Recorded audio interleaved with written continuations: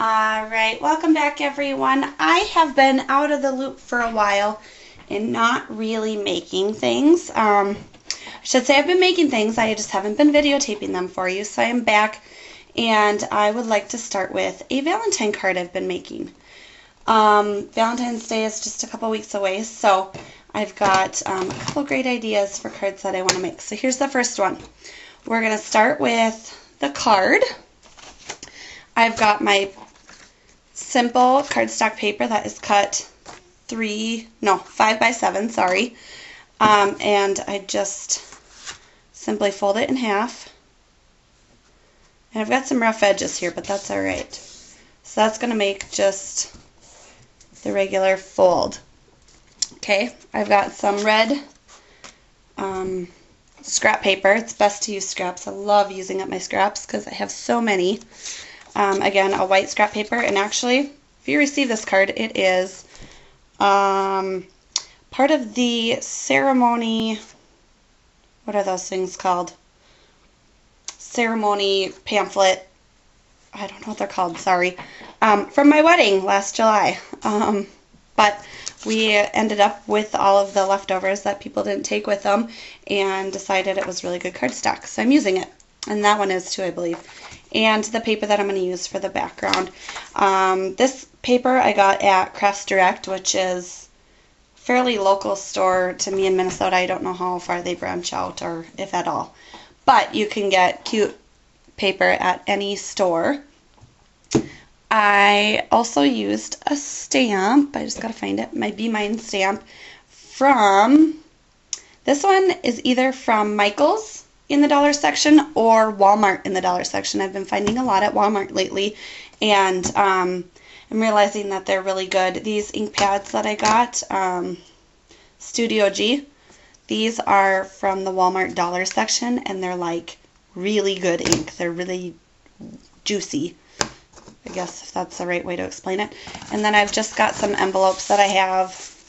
I took out all the pink and red ones that I wanted to use for my Valentine cards. So the first thing I'm going to do is attach my paper onto the background. Excuse me. And all I'm going to do is take my awesome Scotch gun. Scotch. Can't talk today. It's been a while since I videotaped. But I'm going to take my tape gun, and it's wound funny, so it's coming undone in some places, but bear with me. And just add some sticky adhesive. And then all I'm going to do is flip it over and line up my edges and smooth it down. Okay, that's all you need to do. So then I can still open it. I'm going to take my paper trimmer and trim down the leftover paper. And it's okay, I like to sometimes trim off just a little bit of the edge of the card so that I'm getting nice, clean, straight lines on everything, so they're not different sizes or anything like that. And I'll cut down the other side real quick. Oops. Oh, and I have some pink ribbon too. I didn't show you that, but I'll be putting some pink ribbon on it as well. Get rid of my scraps, throw everything away. Big scraps like this I just stick back in my awesome scrap drawer that I have, which one day maybe I'll be not embarrassed enough to show you. But here is, and you can see it's different. It's a different part of the paper, so it's slightly different than my example, but it's the same paper and it's going to be the same layout. Okay, next all I'm going to do is take my ribbon, which is on a spool, so I'm just pulling it, and decide kind of where I want it near the middle. So I think I'll probably just put it right about the middle, and I'm going to take my tape gun again and just go across, and then I'm going to lay the ribbon down. Okay, and sometimes your tape is actually wider, but you can just rub off the excess, and it'll be fine. And I cut mine a little off. I probably shouldn't have brought that far over, but then you're just going to trim the edges. Like, this is kind of a waste, but I could probably still make a bow out of it later, so I'll probably save that one. Normally I don't pull it that far, but I wasn't really paying attention. Oops, there's my phone. Sorry, guys. The next thing I'm going to do is take my ceremony booklet and my stamp, my Be Mine, and so I've used it in pink, so I'm just going to add the ink, and I like to just evenly spread it along. Like I said, it's a really nice, I guess, wet ink pad, so it applies nicely. And I'm going to just stamp my Be Mine on.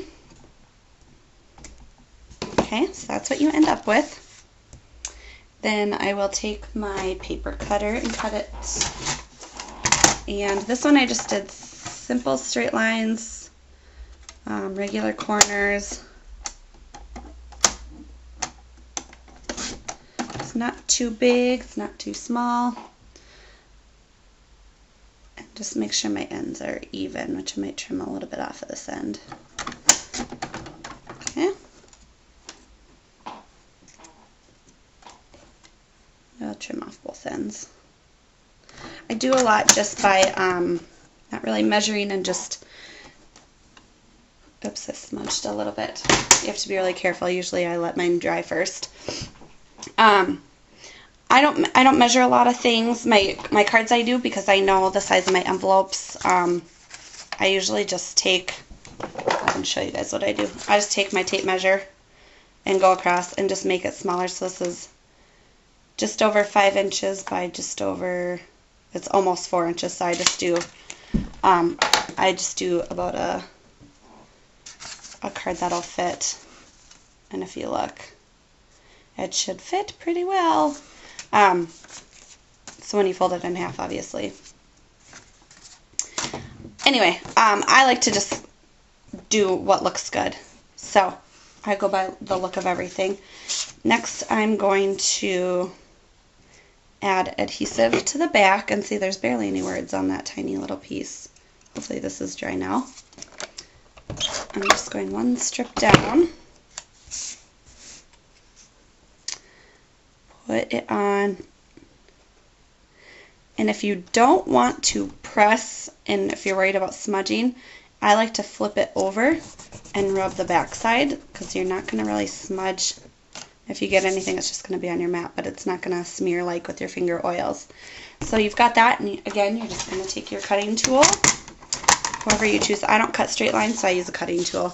I might be a teacher, but I was not blessed with just really good freehand abilities. So I use a cutting tool for everything.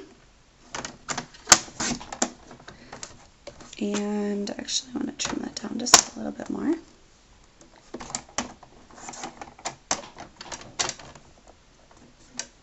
They get so small that sometimes they just move on their own at the last second. Alright, so we're going to get rid of that. And the next part is just to add it onto our card. Again, I'm going to take my adhesive, do a strip on the back.